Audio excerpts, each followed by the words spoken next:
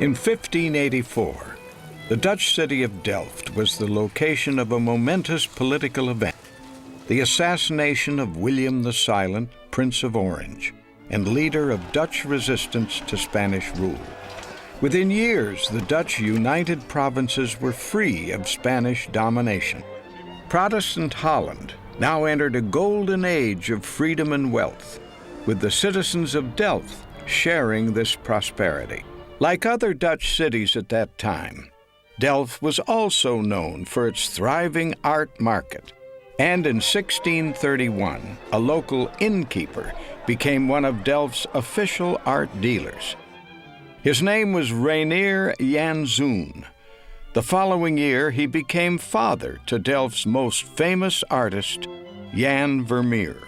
Vermeer produced some of the most singular and individual works of the whole of the 17th century. His works are marked by intimacy, mood, and luminosity. I think there's always a sense of mystery in Vermeer as well. It's I think, with good reason that he's called the Sphinx of Delft. Vermeer's work, its sensitivity to effects of light on things like glass, on the plain white plastered surface of a wall, where you can just get the faintest tinge of a blue hue, for example. It's as though Vermeer is trying to forget what he knows he's seeing and see without preconceptions. Vermeer is one of the very greatest painters of the Dutch tradition. This is the everyday raised to an extraordinary level of poetry. I mean, that's what Vermeer is in a sense all about. Of all the great artists of history, Vermeer is amongst the most mysterious. We have no idea what he looked like, and details of his life are scarce. Only 36 paintings can be definitely attributed to Vermeer, and his work was virtually unknown for 2 centuries after his death. He was the son of an innkeeper and art dealer, so it's clear that he was surrounded by art all of his life. He also had something of a reputation for being a specialist, an expert on Italian art. One of his very few recorded visits outside of Delft came in 1670 when he went to The Hague to judge as an expert in a dispute between the authenticity of some Italian paintings. He was probably influenced by the Utrecht Caravagisti, the people who came back from Italy and brought back this Roman style. He certainly owned some paintings by Utrecht Caravagesque painters, such as a painting by Dirk van Baburen that appears in the background of, I think, 2 of his paintings. In the 1640s, Delft was the location for a distinctive school of art. Delft painters such as Karel Fabricius were noted for their interest in perspective and their emphasis on the effects of light and color. Ultimately, it would be this local approach that would most influence Vermeer's work. The earliest paintings by Vermeer are large-scale paintings of religious and mythological subjects.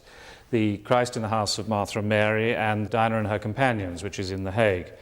The picture in The Hague, of course, has to be judged very carefully because it is a damaged picture. In the sense, the surface of the picture is not the surface as Vermeer left it. However, looking at those 2 pictures, I think what is clear is that they lack narrative drive. I mean, this is not the natural language of Vermeer.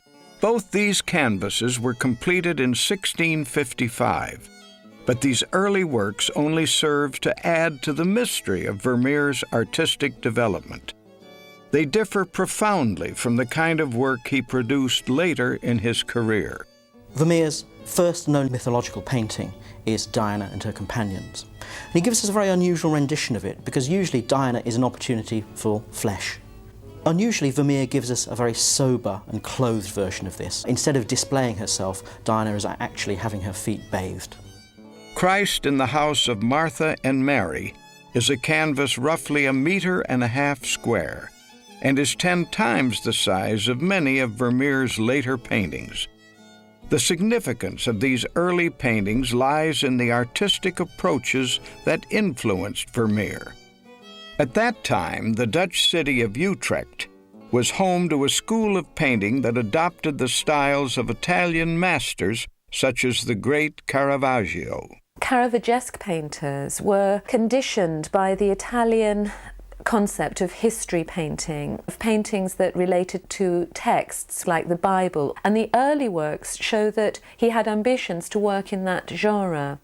What seems to happen later on, from about 1655 onwards, is that he abandons the outer form of that historical allegory, these moral exemplar, and tries to get at the same ideas through scenes of everyday life. Italian influence can also be seen in Saint Praxedes, a religious image only recently accepted as being the work of Vermeer. St. Praxedes was a Roman saint.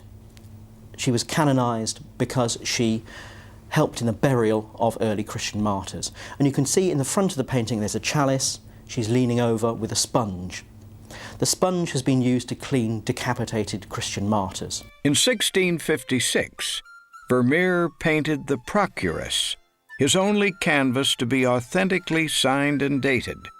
Again, this is a large work depicting a scene in a 17th century Dutch brothel. The strong colors and thick impasto of the Procuress also indicate Italian influence. But this painting offers hints of what would become Vermeer's unique artistic approach. This is the point when he adopted the contemporary subject matter that would characterize his life's work. This is The Girl Pouring Milk. Painted around 1660, it is perhaps the most famous Vermeer of them all, and virtually every feature of the canvas characterizes the artist's mature body of work. She is the Dutch maid as a symbol of the Netherlands, from the Virgin Mary, and the Dutch maid was a secularization of that. The Netherlands was still, and is now, associated with the production of dairy produce. A feminine figure pouring from a jug was a figure of virtue. The monumentality of this very small picture and the monumentality of the figure, almost heroicization of the everyday. I mean, that's what these genre painters in the Netherlands do, and this is what Vermeer does above all. Vermeer is this great painter of light. But what we get in Vermeer's paintings, we don't get harsh outlines. The way the light comes through very subtly models, so we get a slightly blurred image. X-rays of this painting show that originally there was a painting on the back wall, but I think quite rightly Vermeer removes this. It would have been a strange inclusion in a kitchen interior. And by using a plain back wall as well, you have all the possibilities of light falling on bare plaster. At the time, many artists chose to paint on wooden panels, but for virtually the whole of his career, Vermeer chose canvas as the surface for all his works. We only know of 30 Vermeer paintings, a small number which cannot be solely explained by losses over the centuries. Despite Vermeer's limited output, his paintings succeed in capturing all aspects of the feminine character. Female care and attention to the task in hand can also be seen in Woman Holding a Balance, a canvas from around 1664, which has also been seen as a symbol of temperate virtue. For a long time it was called both a woman weighing gold and a woman weighing pearls, but microscopic analysis has shown that the pans of the scales don't contain anything. The meaning of the painting is added to by what's going on in the background. There's a painting of the Last Judgment. The fact that there's a balance in the foreground and the fact that the Last Judgment is, the weighing of souls. I mean, I don't think that would have escaped Vermeer. But I think this is more a sort of witty reference. It's more a subtle and clever reference than it is some tremendously heavy-going symbolic argument. Vermeer's women are not always paragons of virtue. His depiction of the Procuress reveals the artist's early identification of the other side of the female character. The girl with the wine glass is also far from being a depiction of goodness. There is little doubt that this young woman is already experiencing the effects of the alcohol being offered by this unsubtle suitor. With this 1657 canvas, Girl Sleeping, the message is even clearer. Temperance is certainly not the subject matter of this canvas, which is also notable for the marvelously textured oriental rug. This is a device which Vermeer had already used in the Procuress, and which would often appear in his later works. But in most of Vermeer's images of women, we are not presented with either idolized virtue or moral fecklessness. Instead, we see female figures in ordinary, everyday scenes. This image of a woman with a water jug is typical. Vermeer does have a remarkable insight into an idea of womanhood. It's not womanhood as perceived by women from a womanly position, but actually women as a projection of men's desire, as a kind of muse or a personification that can elevate the masculine position to a kind of state of spiritual desire. I do think it's worth imagining these women not as, for example, Vermeer's wife or his daughter or his mistress or his maid or whatever, actual people, but as kind of allegorical figures. Many of Vermeer's finest images of women convey a strong sense of silence and are almost studious in nature. This calm, meditative sensation can even be detected in the Vermeer canvases depicting women with musical instruments. Music is very often associated with love, and of course, just like letters can bring tokens of love, music can be associated with love as well. We also often get men included in this musical element. So these might be teachers of music, but they might also be used to introduce a kind of flirtatious note. In this canvas from the mid-1600s, we can immediately recognize the artist's mastery of light, even though the painting has survived the centuries in a poor state of repair. Few artists of history have handled light with the genius of Jan Vermeer. There was a community of interest in these effects among artists in Delft, and they were all interested in studying these effects. Of course, Vermeer is by far the greatest of all these. I mean, he really is able to render light in the most subtle and clever manner. He uses the pigments that everybody had in their palette. I mean, he just, to put it very simply, does it better. The reason for the window on the left is, I think, very practical. Most painters are right-handed, so you set an easel up and you have the light coming in from the left, so your right hand isn't masking your work and shadowing it as you paint it. And you can see exactly this going on in Vermeer's own painting of the artist in his studio, or the allegory of painting as it's sometimes called. Vermeer's fondness for musical instruments is reflected in many of his best-known works. In this painting, the detail and warm coloring of the cello are matched by a skillful depiction of the keyboard instrument known as the virginals. There is a mathematical sense of order influencing this rendition of physical space, which is unsurprising as Delft's artists maintained a strong interest in the techniques of perspective. Vermeer entered into this tradition with a passion. Around about 1650, a group of artists came together who seem to have been interested in recreating the optical, visual effects of light on the retina, and this came out both in perspectival distortions and the effects of light and space and the mathematics, if you like, of vision. It's something that's evolving from a northern tradition, a northern pictorial tradition, something like the Aichian interest in mirroring the world. But it's blending with and merging into what we might see as an Enlightenment interest in a kind of detached, objective concept of vision, and that crystallizes around the issue of Vermeer's use of the camera obscura. The camera obscura was an early optical device. It was basically a box with a lens and a slanted mirror. So an image would go in through the lens and it would be diverted by the slanted mirror to create a smaller reversed image of the original image. So it's been suggested that Vermeer used this and traced these to get his perspectival arrangements. In certain of Vermeer's paintings, the use of a camera obscura is suggested because we get the details of very intense colour. We also get effects in the foreground that make foreground figures look bigger. And of course, in the painting The Soldier and the Laughing Girl, we have this enormous soldier sitting in the foreground. The camera obscura, when it reflects onto a shiny or a polished object, gives you these little beads of light.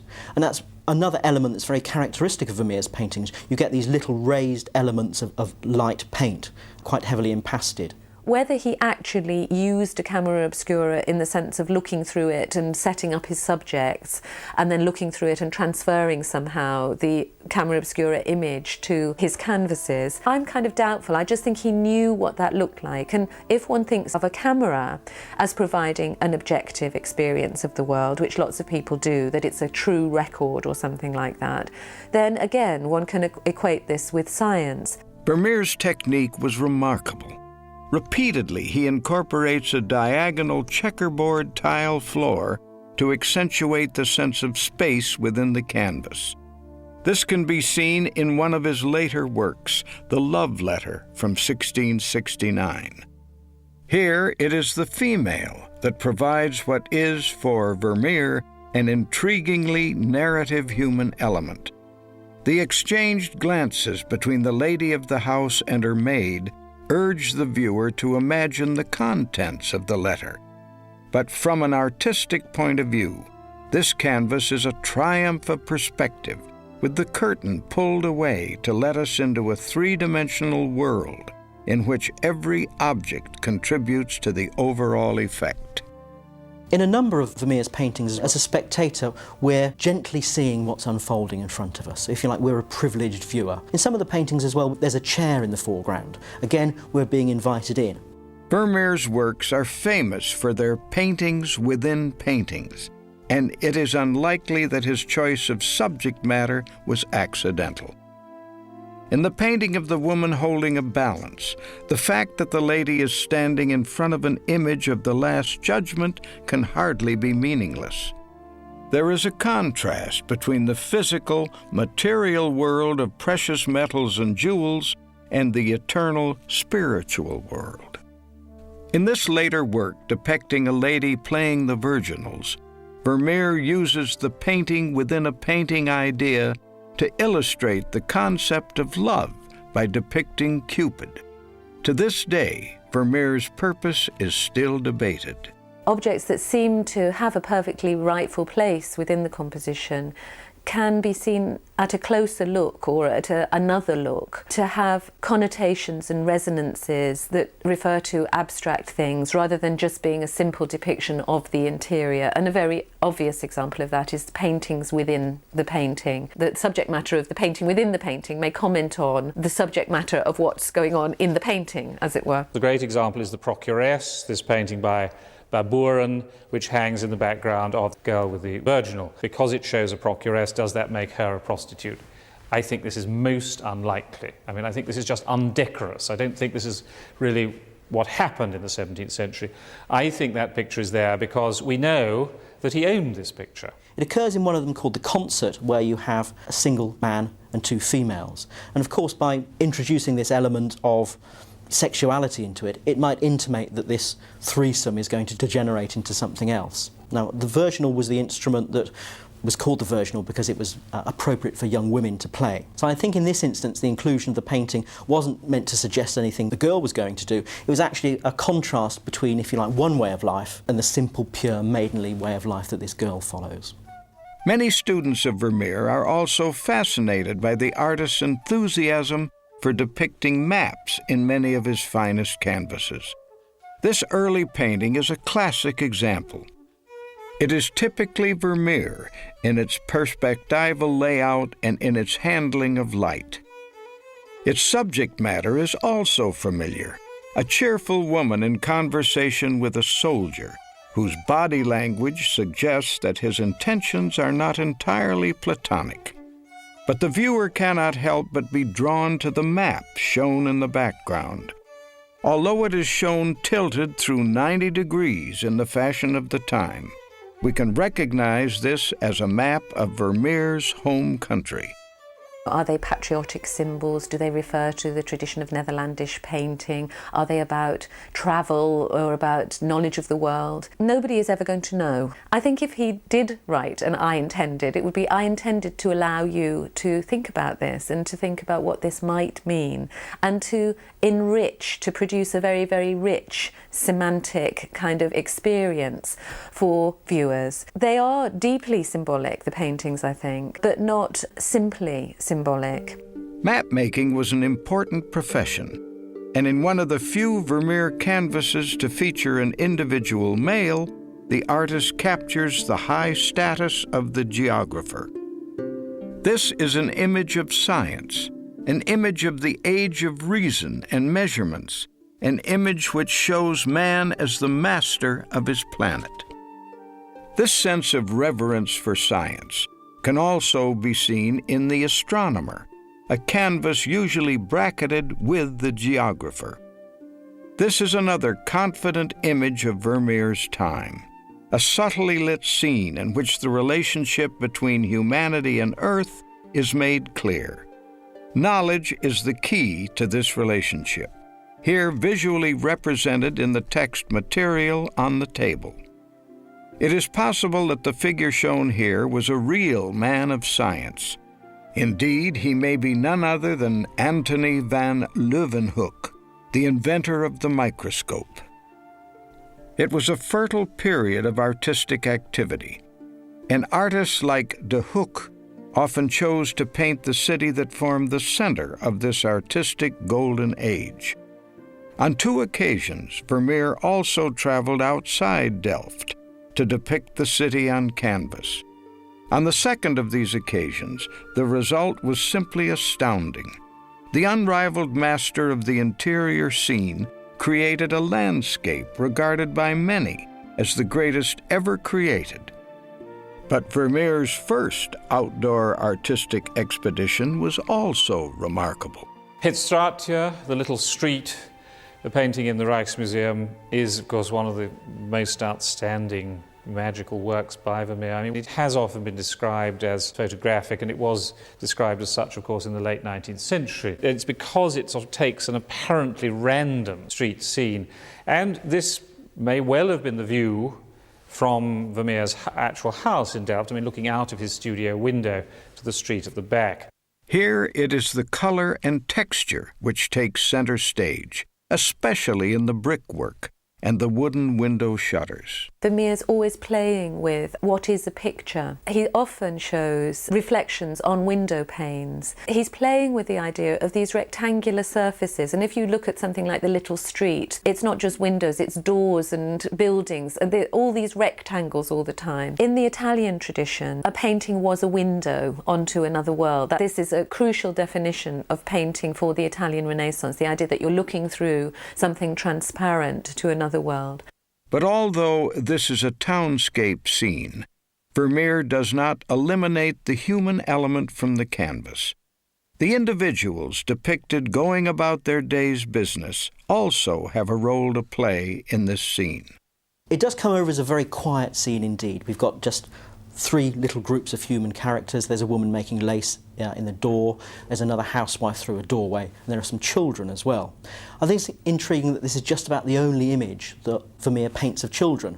And after all, his wife did have 11 children, and it's often been speculated, why are there so few children in Vermeer's works? It seems to me he might have had enough of them at home and not included them in his art. Small human figures can also be seen in the second and the greatest of Vermeer's outdoor scenes, his 1661 View of Delft. An unusually large work, this painting is over 1 meter square and inspired the greatest landscapists. It shows the city of Delft on an early evening when sunshine and cloud are jostling for dominance in the milky Netherlands sky. But the human element is not left behind. In the foreground, we see a number of citizens discussing the concerns of the day. This is one of the features making this such a masterpiece. The View of Delft is one of the greatest masterpieces of Western art. The scale, of course, is quite remarkable to paint for Vermeer himself and for this type of town view. The way that he distinguishes the texture of the river, the riverbank, the sky, and of course this extraordinary town view. He indicates recession by using tonality, by using color. I mean, that's how the picture recedes. Vermeer managed to avoid bankruptcy in his lifetime, but it is clear that he experienced serious money troubles. Some students of Vermeer have suggested that this 1667 canvas is indicative of the Vermeer family's problems at the time. Could this be Catherine receiving grim financial news from her maid? We cannot be sure. All that we do know is that following Vermeer's death in 1675, his widow was left with crippling financial burdens.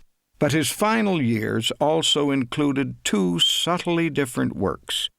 This is the Artist's Studio, another unusually large canvas. The Artist's Studio is one of two allegories that Vermeer paints. So an allegory is the telling of one story by another story. So it's most likely that this is an allegory of painting. So what we've got is the artist seated at his easel, and he's looking at a female figure. This is the female figure of Clio, one of the muses of history. We can tell this because she's wearing a laurel crown, she's got a book of Greek history by the author Thucydides, and she's also got a trumpet, the trumpet of fame. In this picture, he is using an allegorical language, which is different from the language he uses when representing ordinary domestic interiors. And yet, of course, there are elements within the picture space which are very familiar. I mean, the black and white tiles on the floor, the stool at which he sits, the easel, the way the light falls from the left in the way that it does in so many of his paintings. So it is an allegory placed in a space which is recognizable as his studio or room in his house. He's dressed in Burgundian dress from the period when the Netherlands belonged to the Dukes of Burgundy. And in that way, I think that there's a self-conscious adherence to a tradition of painting that goes back to Jan van Eyck, who was a court painter to the Dukes of Burgundy. Is this artist at work Vermeer himself? If this is Vermeer, it is our only image of him. Jan Vermeer's death was as mysterious as his life. He died on December 13, 1675, at the age of 42. In the final year of his life, Vermeer painted what was probably his last work, the Allegory of Faith. Throughout the 18th and 19th century, Vermeer works are sold, but they don't attract very high prices. His rediscovery is down to a single person, a man called Théophile Torre Berger. In 1866, he wrote a series of 2 articles in the Gazette des Beaux-Arts in France, all about Vermeer. Proust wrote this famous description of the view of Delft, and really Vermeer has been established since around about 1900 as one of the very great painters of the Western tradition. Interest in Vermeer's work coincides with the popularisation of photography, so that a kind of imagery which allows the appreciation of the formal qualities of his work, and also with the emergence of Impressionism, a kind of art that is attempting to recreate a vision of the world without preconception. He was a master of color, texture, and especially light. Perhaps no other artist in history has asserted his genius so triumphantly in such a limited body of work. And the mysteries of his life only add to the story of Jan Vermeer.